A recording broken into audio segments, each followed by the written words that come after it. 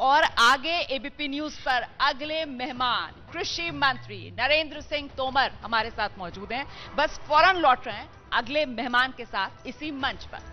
तो माना अब लौटना नहीं है, अब फौरन हमें इस नए सेशन को जो है शुरुआत कर देनी है। हमारे साथ कृषि मंत्री नरेंद्र सिंह तोमर इस वक्त मौजूद है जनमन धन 2022 में, और अगला सेशन जो है वो कृषि मंत्री नरेंद्र सिंह तोमर के साथ मेरे सहयोगी विकास भदौरिया आपको करते हुए दिखाई देंगे।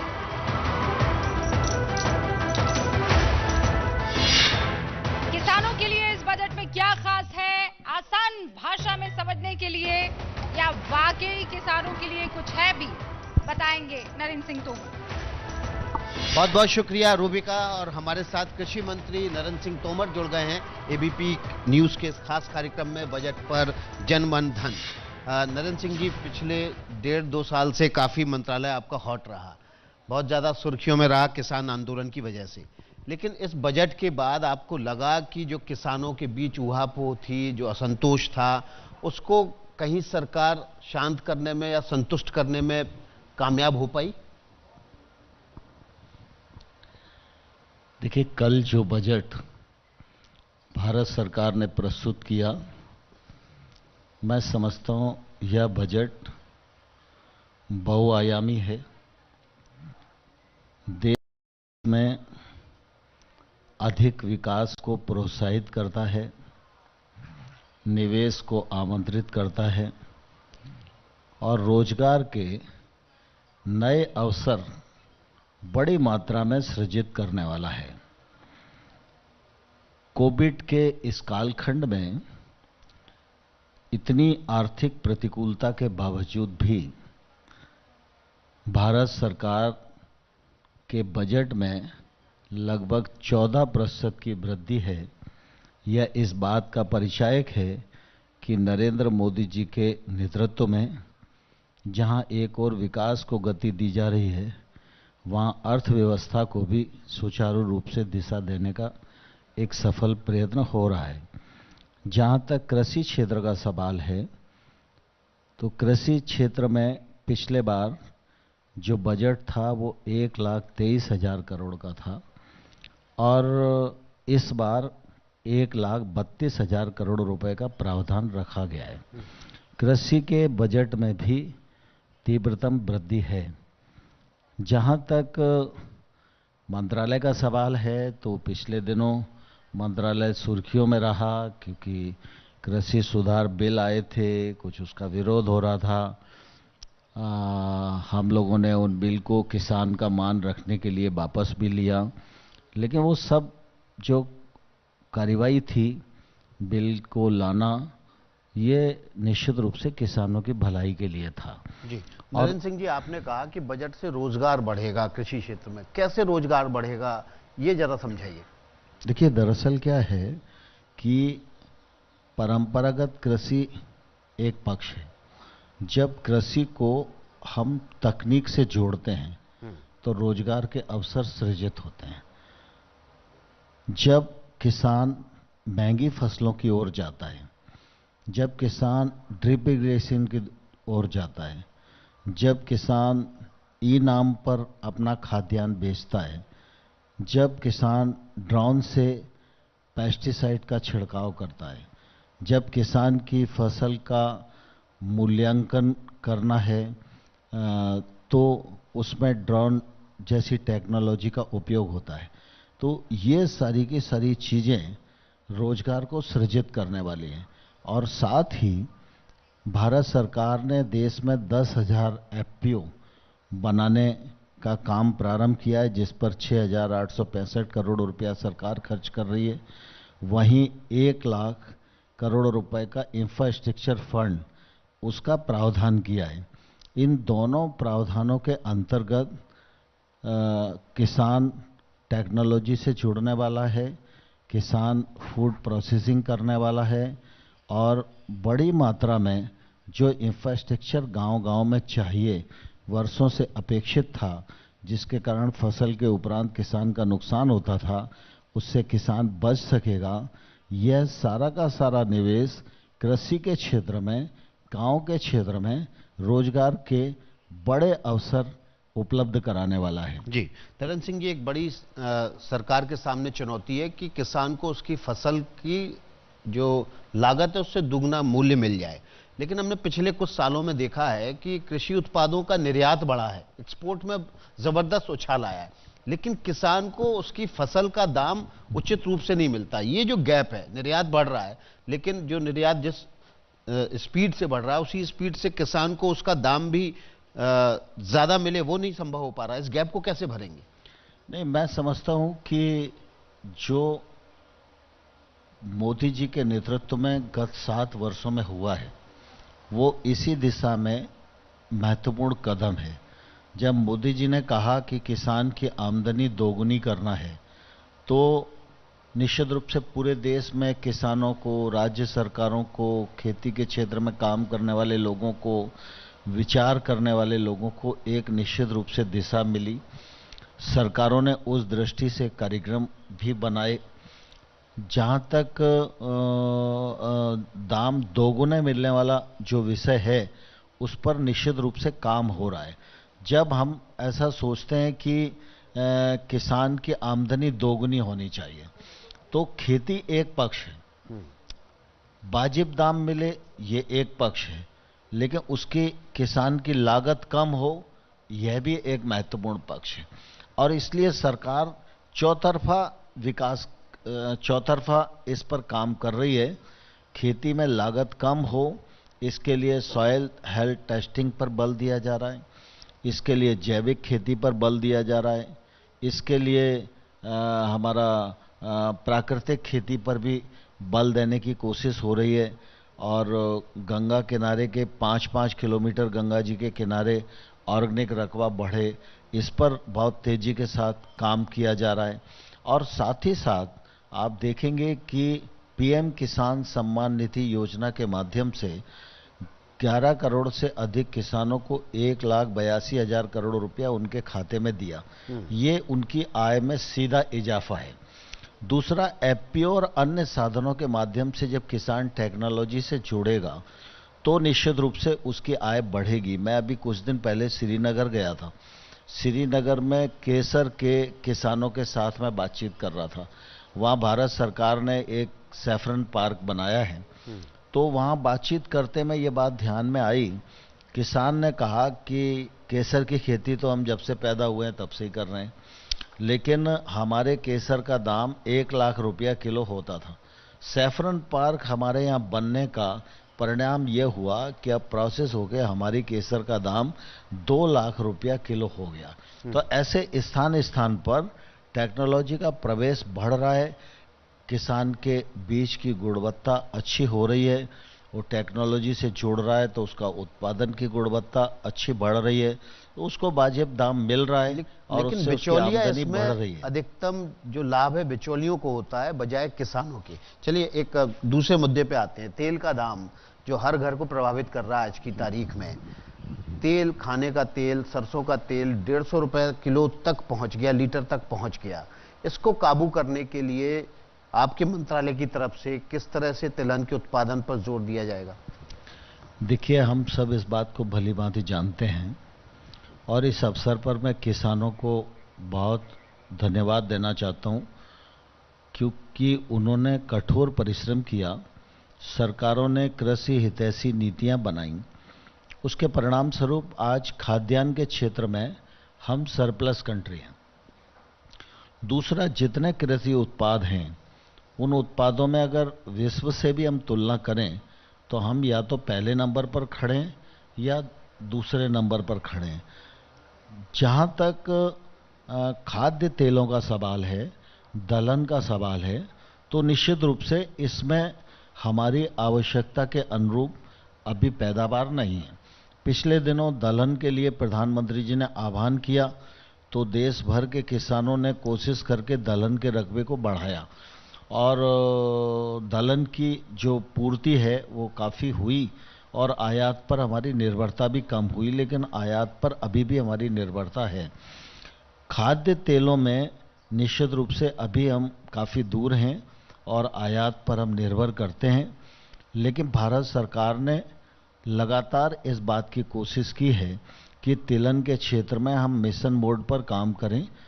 इसके लिए हम अच्छे बीजों को भी किसान तक पहुंचाने का काम कर रहे हैं। और आप सब इस बात को जानते हैं कि हमारे देश में जो खाद्य तेलों की खपत है उसमें लगभग 56% हिस्सा पाम ऑयल का है। और ये पाम ऑयल हमारे यहाँ तो 3 लाख हेक्टेयर में ही काफ़ी वर्षों से काम चल रहा था, तो अभी पैदावार हो पा रही है। उसकी भी कई कठिनाइयाँ किसानों की थी। तो हम लोगों ने अभी ऑयल पाम मिशन बनाया जिस पर केंद्र सरकार 11,000 करोड़ रुपया खर्च करने वाली है। उसका काम प्रारंभ हो गया है। देश भर में लगभग 28 लाख हेक्टेयर भूमि ऐसी है जहां पाम ऑयल की खेती हो सकती है, और उसमें 9 लाख हेक्टेयर नॉर्थ ईस्ट में है। और इसलिए हम लोगों ने एक अच्छी योजना बनाई है जिससे किसानों को मूल्य की आश्वस्ति मिल सके और जो प्रोसेसिंग इंडस्ट्री है उसको भी कुल मिला के रॉ मटेरियल मिलेगा, इसकी आश्वस्ति मिल सके। लेकिन सरसों का तेल का दाम है जो इसके लिए निश्चित रूप से भारत सरकार काम कर रही है। जहां तक सरसों के तेल का विषय है तो मैं आपको ये कहना चाहता हूं कि पहले जो सरसों का तेल मिलता था वो मिलावट के आधार पर मिलता था, क्योंकि सरसों के तेल में और अन्य तेल में ब्लेंडिंग जो है उसकी अनुमति भारत सरकार से ही दी हुई थी। हम लोगों ने बहुत प्रयत्न करके 2 साल लगकर सरसों के तेल में ब्लेंडिंग बंद कर दी है। पहले सरसों का तेल बड़े अक्षरों में लिखा आता था, लेकिन 80% उसमें पाम ऑयल होता था। अब सरसों का तेल जहाँ कहीं भी मिलेगा वो पूरा का पूरा प्योर मिलेगा, उसमें किसी प्रकार की मिलावट नहीं है। और प्योर चाहिए तो थोड़े बहुत महंगा हो ही सकता है। लेकिन ये तो बहुत ज़्यादा महंगा है, 150 रुपये लीटर तक पहुंच गया था सरसों का तेल। नहीं, स्वाभाविक है, सरसों का तेल अच्छा तेल है। तो शुद्ध खाना है तो दाम देना पड़ेगा, ज़्यादा दाम। देखिए, स्वाभाविक रूप से जितनी अच्छी गुणवत्ता, जैसे मैंने कहा कि नेचुरल फार्मिंग करोगे तो किसान की लागत घटेगी, क्योंकि नेचुरल फार्मिंग में बहुत सारी चीज़ें बाजार से लाने की ज़रूरत नहीं है। जो कुछ घर में होता है उसी से नेचुरल फार्मिंग हो जाती है। उत्पादन घटता नहीं है, उत्पादकता घटती नहीं है। लेकिन नेचुरल फार्मिंग में जो कुछ पैदा होता है वो केमिकल फार्मिंग से पैदा हुए उत्पाद से कई गुना ज़्यादा महंगा मिलता है। जी, आपने केमिकल फार्मिंग की बात की, फर्टिलाइजर की। हमने देखा कि पिछले रबी की फसल के दौरान ज़बरदस्त कमी हुई। क्या कृषि मंत्रालय की तरफ से कोई लक्ष्य इस बार निर्धारित किया गया है कि किसानों को हालांकि आपका मंत्रालय नहीं है लेकिन आपके मंत्रालयों के बीच समन्वय जरूर होगा कि अभी खरीफ की फसल के लिए किसी तरह की कमी ना होने पाए? मैं समझता हूं पिछले बार जो अफरा तफरी दिखी उसमें स्वाभाविक रूप से डीएपी के लिए हम इंपोर्ट पर निर्भर करते हैं। तो पहले भाव बढ़े तो सरकार ने सब्सिडी बढ़ाई। लोगों को लगा भारत सब्सिडी बढ़ा सकता है तो होशियारी से उनने और भाव बढ़ा दिए। इसी बीच में थोड़ा लॉजिस्टिक में भी देरी हुई। अब आज डीएपी में अगर हम देखेंगे तो 1200 रुपये का एक बैग किसान को तब मिल रहा है जब एक बैग पर भारत सरकार 1650 रुपया सब्सिडी दे रही है। लेकिन भारत सरकार किसानों के प्रति प्रतिबद्ध है, इसलिए इस प्रतिबद्धता के रहते सरकार कोशिश करती है कि किसान को अतिरिक्त पैसा नहीं देना पड़े। पिछले बार भी अगर देखेंगे तो निश्चित रूप से थोड़ी अफरा तफरी दिखी, क्योंकि ये मैसेज चला गया कि खाद की कमी है। लेकिन आप देखेंगे कि किसी भी जगह खाद की कमी हुई नहीं। 2 दिन बाद मिला लेकिन मिल गया। और पैदावार की दृष्टि से भी देखेंगे तो मतलब पैदावार बढ़ के ही होने वाली है। और इस बार भारत सरकार के उर्वरक मंत्रालय ने पहले से पूरा प्लान करके रखा है। मैं आपके माध्यम से किसानों को ये कहना चाहता हूँ कि कुल मिला के भारत सरकार की तरफ से खाद और बीज में कोई कमी नहीं आने दी जाएगी। पूरी तरह केंद्र सरकार उनके साथ खड़ी है। अभी 5 दिन पहले मैंने जायद फसलों के लिए सारे राज्यों की कॉन्फ्रेंस की थी। उसमें फर्टिलाइजर मिनिस्ट्री ने कैसे कैसे वो पूर्ति करेंगे, मतलब जितनी आवश्यकता देश को है उससे अधिक उपलब्धता फर्टिलाइजर की है। तो किसान इस बार आश्वस्त रहे कि फर्टिलाइजर की कमी लेकिन नहीं मैं होगी। आपके माध्यम से किसानों को ये भी कहना चाहता हूं कि कई चीज़ों पर जब हम इंपोर्ट पर निर्भर करते हैं तो हम लोगों को ये भी ध्यान रखना चाहिए कि हम विकल्पों पर भी विचार करते रहें। हमारे देश में अनुसंधान होने के बाद अभी नैनो यूरिया आ गया है। नैनो यूरिया की एक बोतल 245 रुपए की है और फर्टिलाइजर का यूरिया का एक कट्टा जो है वो 266 रुपए में सब्सिडी के बाद मिलता है। तो 245 रुपए की जो बोतल है वो एक कट्टे के बराबर है, तो उसके प्रयोग को भी बढ़ाना चाहिए। भाई दबे हमारे पास कमी हो तो वो हमारा मेक इन इंडिया है। इसी प्रकार से एनपीके हम बनाते हैं, एनपीके की प्रचुरता है। बहुत सारा देश का क्षेत्र ऐसा है पूरा साउथ का जहाँ एनपीके उपयोग होता है, डीएपी नहीं होता। हम लोग का मध्य प्रदेश, राजस्थान, उत्तर प्रदेश, छत्तीसगढ़ ये इलाका ऐसा है इसमें डीएपी ज़्यादा उपयोग होता है। तो एनपीके का उपयोग भी लोगों ने बढ़ाना चाहिए। लेकिन मैं आपके माध्यम से देश भर के किसानों को पुनः आश्वस्त करना चाहता हूं कि फर्टिलाइजर की कोई भी कमी नहीं आने दी जाएगी। जी, पराली आपके मंत्रालय के लिए एक बड़ा सरदर्द है और दिल्ली तो खासतौर पर उससे बहुत ज़्यादा प्रभावित रहता है। आपने कहा कि नैनो यूरिया आ गया, इसी तरह से पराली के लिए भी एक केमिकल तैयार किया है पूसा इंस्टीट्यूट ने, उसको बढ़ावा सरकार नहीं दे पा रही है। ऐसा लग रहा है कि किसानों तक वो संदेश नहीं जा पा रहा है, जिसकी वजह से पूरे उत्तर भारत को पराली जलती है जब तो प्रदूषण की चपेट में रहना पड़ता है। मैं समझता हूं किसानों को संदेश नहीं जा पा रहा है, ऐसा मैं मानने को तैयार नहीं हूं। पराली जलाने का जो विषय है वो किसान अपनी सुविधा को देखकर करता है। विगत दिनों भारत सरकार ने बड़ा पैसा डालकर पंजाब, हरियाणा, पश्चिमी उत्तर प्रदेश और अन्य क्षेत्र जहां इस प्रकार की गतिविधियां हैं वहां पर मशीनों को उपयोग करके पराली को प्रबंधित करना, इसके लिए हजारों करोड़ों रुपया उन राज्य सरकारों को दिया। बहुत सारी मशीनें खरीदी गईं जिनका प्रयोग हो रहा है। परिणाम स्वरूप पराली जलाने की घटनाओं में कमी भी आई है। लेकिन मैं आपके माध्यम से यही सभी किसानों को कहना चाहता हूं कि पराली जलाना ये किसान के लिए सुविधाजनक तो हो सकता है लेकिन ये फायदेमंद नहीं है।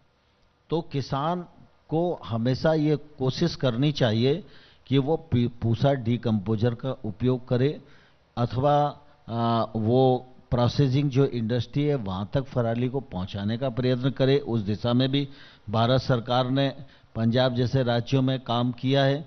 और दूसरा साथ ही साथ उसको ये भी ध्यान रखना चाहिए कि जब वो पराली को जलाता है तो जमीन तपती है और जमीन तपती है तो उसके ताप से जो जीव हैं जो भूमि में रहते हैं वो भी जल जाते हैं और उससे भूमि की उर्वरा शक्ति कम होती है, उत्पादकता भी कम होती है। अंततोगत्वा नुकसान किसान का ही होता है। थोड़ा सा सुविधा देखने के लिए पराली जलाना यह पर्यावरण की दृष्टि से तो अनुकूल है ही नहीं, लेकिन खेती की दृष्टि से भी ये प्रतिकूल है। जी, आपने उत्पादकता की बात की। इस बार सरकार ने बजट में ऐलान किया कि मोटा अनाज 2023 को उत्पादकता वर्ष घोषित किया जाएगा, लेकिन इसमें बड़ी समस्या ये है कि बहुत सारे मोटा अनाज जो है उसकी एमएसपी बहुत कम है, तो किसान बोना नहीं चाहता। बहुत ज़रूरत होने पर जैसे बाजरा की बुआई होती है उसकी कम है, रागी की भी कम है। तो उत्पादकता बढ़ाने के लिए क्या एमएसपी बढ़ाई जाएगी? नहीं विकास जी, दरअसल क्या है, इसको इस दृष्टि से नहीं लेना चाहिए। एमएसपी भी कई मामलों में प्रोत्साहित करने के लिए जरूरी है, लेकिन हमको और देश को इस दृष्टि से विचार करना चाहिए कि मोटा अनाज मानव स्वास्थ्य के लिए कितना आवश्यक है। और अगर मानव समाज उसकी आवश्यकता को समझ जाएगा और उसके उपयोग को बढ़ाएगा तो किसान उगाएगा भी और किसान को वाजिब दाम मिलेगा भी। पहले आप सब लोगों को मालूम है कि एमएसपी का विषय भी गेहूं और धान तक ही सीमित होता था। लेकिन मोदी जी ने आने के बाद मोटे अनाज, तिलहन और दलहन को भी एमएसपी की में जोड़ा और एमएसपी में पहली बार मोदी जी ने स्वामीनाथन साहब की रिकमेंडेशन को माना और एमएसपी अब घोषित की जाती है तो रबी और खरीफ 2 बार हम घोषित करते हैं। उसके लिए साल भर एक मैकेनिज्म राज्यों के साथ मिलकर काम करता रहता है, उस मैकेनिज्म के अंतर्गत ये कोशिश की जाती है कि किस क्षेत्र में किस जिन्स को उत्पादन करने में कितनी लागत आ रही है। वो लागत जो आती है उस पर 50% मुनाफा जोड़कर एमएसपी घोषित की जाती है। बाजरा की भी अगर आप एमएसपी देखेंगे तो इस समय बाजरा की एमएसपी गेहूं और धान से ज्यादा है। 22.5 रुपया किलो बाजरा की एमएसपी है, कम नहीं है। लेकिन साथ ही बाजरा को खरीदना या ज्वार को खरीदना, रागी को खरीदना, ये तब संभव हो पाता है जब राज्य सरकारें इस दिशा में प्रयत्न करें कि वो पीडीएस का इसको हिस्सा बनाएंगे। तो आज भी कोई राज्य सरकार अगर हमको कहती है कि हम बाजरा को पीडीएस में बांटेंगे और एफसीआई ने खरीदना चाहिए, तो हम कंज्यूमर अफेयर्स मिनिस्ट्री को रिक्वेस्ट करते हैं और मिनिस्ट्री उसको खरीदती भी है जी। और आपने देखा कि दलहन और तिलहन इसकी खरीद भी नेफेड के माध्यम से बड़े पैमाने पर हमने की है और हमारी पॉलिसी का परिणाम यह है कि आज सरसों नेफेड के पास नहीं है, बफर स्टॉक में नहीं है, क्योंकि किसान को एमएसपी से ऊपर का दाम मिल रहा है। कोशिश ये की जानी चाहिए कि एमएसपी से ऊपर का दाम स्वाभाविक रूप से नीतियों के परिणाम स्वरूप और उत्पादन और खपत के संतुलन के परिणाम स्वरूप किसान को मिले। यही कोशिश आप शायद कृषि कानून लाके करना चाहते थे, लेकिन किसान ही इसके खिलाफ हो गए। अब मैं दूसरे मुद्दे पे आ जाता हूं। रिवर लिंकिंग की बात है, सिंचाई परियोजनाओं से जुड़ा हुआ मसला है, लेकिन ये लंबे समय तक इसलिए लटका रहा। अटल बिहारी वाजपेयी ने इसकी परिकल्पना की थी क्योंकि राज्यों के बीच बहुत सारे पानी को लेकर समझौता, पावर शेयरिंग को लेकर समझौते नहीं हो पा रहे थे। क्या अब जो रिवर लिंकिंग अनाउंस की गई है उसके लिए तमाम राज्यों के बीच वाटर शेयरिंग, पावर शेयरिंग समझौते हो चुके हैं, सहमति बन चुकी है? देखिए, सिंचाई बढ़े और पीने का स्वच्छ पानी आम जनता को मिले, यह मोदी सरकार की प्राथमिकता रही है। गत 7 वर्षों में भी भारत सरकार ने सूक्ष्म सिंचाई पर बहुत तेजी के साथ काम किया और लगभग 100 प्रोजेक्ट ऐसे थे जो बहुत बड़े प्रोजेक्ट थे, 10-10 साल से वो चल रहे थे, पूरे नहीं हो पा रहे थे, अपूर्णता थी और उनसे जो सिंचाई सृजित होने वाली थी वो नहीं हो पा रही थी। तो मोदी जी ने प्रथमतः उन सारे बड़े प्रोजेक्टों को पूरा किया जिससे सिंचाई का रकबा देश भर में बढ़ा, पीने के पानी के लिए स्रोत बढ़े। नदी जोड़ो योजना, ये कल्पना श्री अटल बिहारी वाजपेयी जी के कार्यकाल में आई थी। उन्होंने इस दिशा को आगे बढ़ाने का भी प्रयत्न किया, लेकिन वाजपेयी जी की सरकार फिर आगे बन नहीं पाई। यूपीए की सरकार ने इस प्रोजेक्ट को ठंडे बस्ते में डालकर रखा, लेकिन मैं बहुत मोदी जी का अभिनंदन करना चाहता हूं कि वो काफ़ी समय से इस दिशा में काम कर रहे थे। राज्यों से जिस प्रकार की सहमति बनाने की जरूरत थी वो सहमति भी उन्होंने बनाई और मध्य प्रदेश और उत्तर प्रदेश में केन और बेतवा दोनों नदियों को जोड़ने की योजना की सब प्रकार की सहमति हो गई है। मंत्रिपरिषद से वो मेगा प्रोजेक्ट पारित किया जा चुका है। बजट में 44,000 करोड़ रुपए का प्रावधान कर दिया गया है। इस प्रोजेक्ट से ग्रामीण क्षेत्र में 10 लाख हेक्टेयर भूमि में सिंचाई का सृजन होगा, 62 लाख से अधिक लोगों को पीने का पानी मिलेगा और विद्युत का उत्पादन भी होगा। इस प्रकार की अन्य योजनाएं भी भारत सरकार करेगी, इस दिशा में बजट में उल्लेख किया गया है। जी, एक आखिरी सवाल आपसे लूंगा।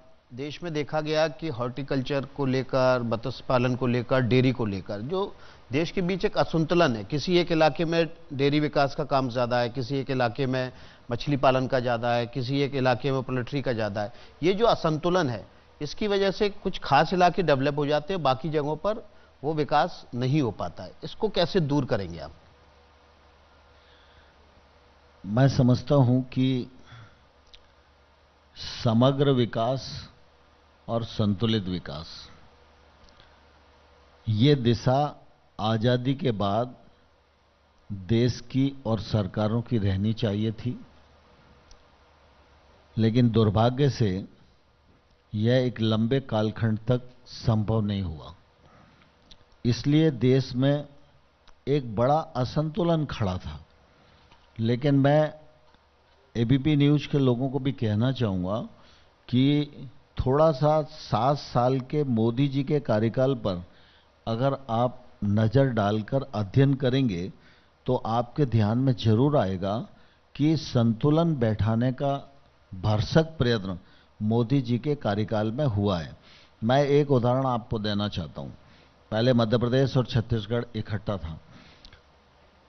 मैं शुरुआती दौर में स्टील मिनिस्टर बना। रायपुर से जगदलपुर ये 200-250 किलोमीटर, मुश्किल से 225 किलोमीटर की दूरी है। उस जमाने में तो सड़क उतनी अच्छी नहीं थी, अब तो सड़क भी बहुत अच्छी है।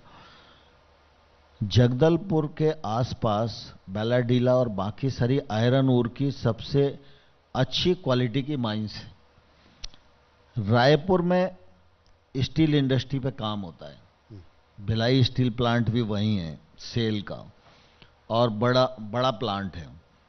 अब आप देखिए कि सबसे ज्यादा रॉ मटेरियल जगदलपुर में है। तो अगर कोई दूरदृष्टि से सोचता तो सबसे पहले जगदलपुर से रायपुर ये रेलवे लाइन बननी चाहिए थी।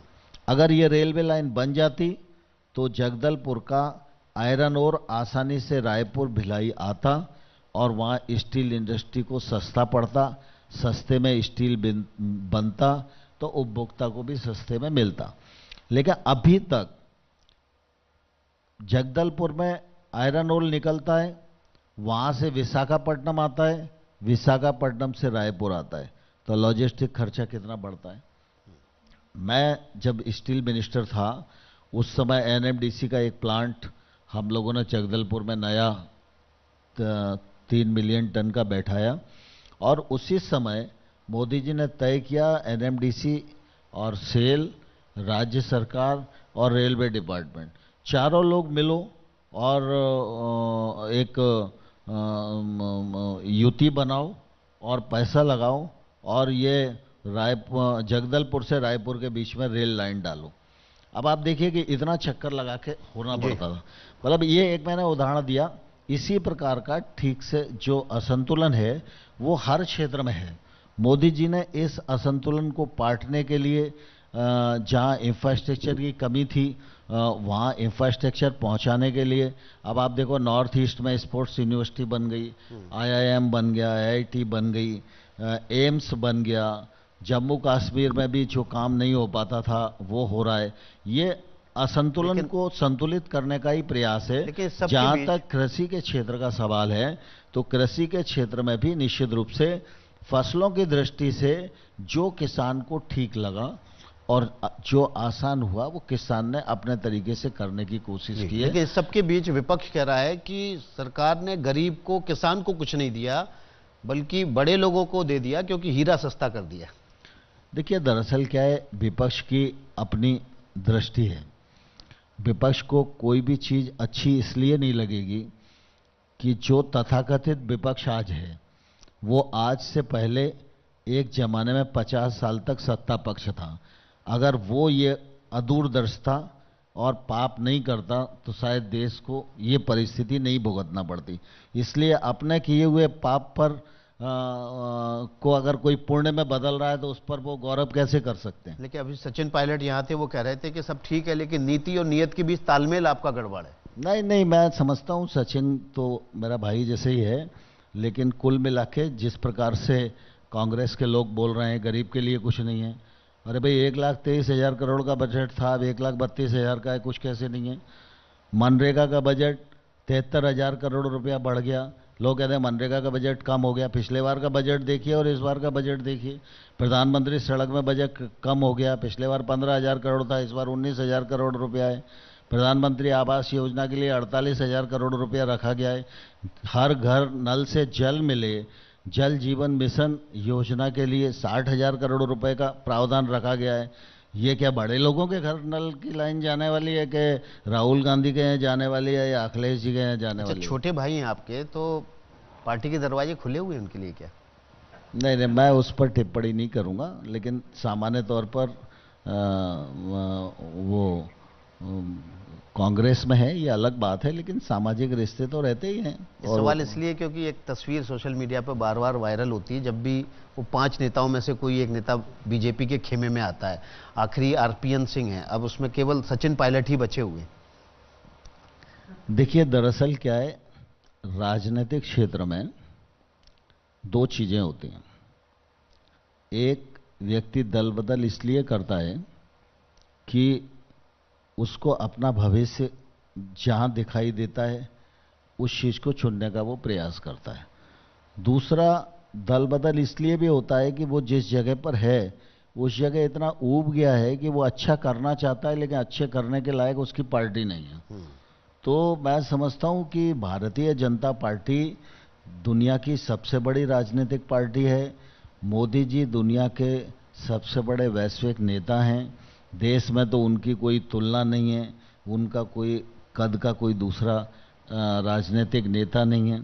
और जो उनकी दूरदृष्टिता है, जिस प्रकार से वो देश को दुनिया के राजनीतिक मंच पर ताकत के साथ रख रहे हैं और भारत को यश मिल रहा है, और जिनके प्रयत्नों से गांव में बैठा हुआ गरीब आदमी और देश में बैठा हुआ पढ़ा लिखा आदमी वह भी एक आशा भरी नजरों से मोदी जी के कृत्य को देख रहा है।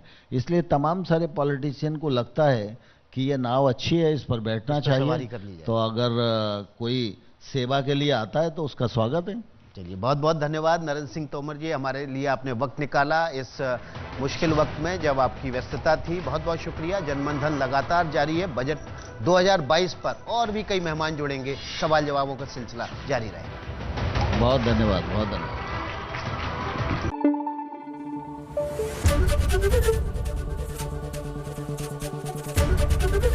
एबीपी न्यूज आपको रखे आगे।